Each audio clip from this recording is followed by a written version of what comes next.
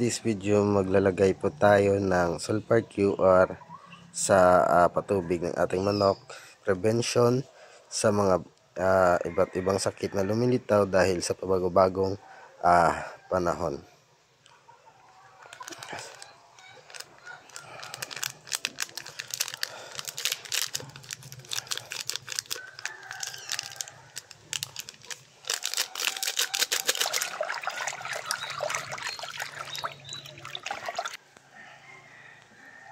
Ang sulfur QR ay gamot sa coccidiosis, avian malaria, cholera, salmonella at diarrhea. Pwede po ito sa mga alagang baboy na nagkakadiarrhea.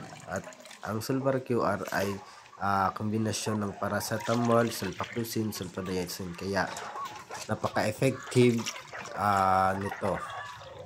Gawa ng battlecock. Sa battlecock, lagi kang lamang.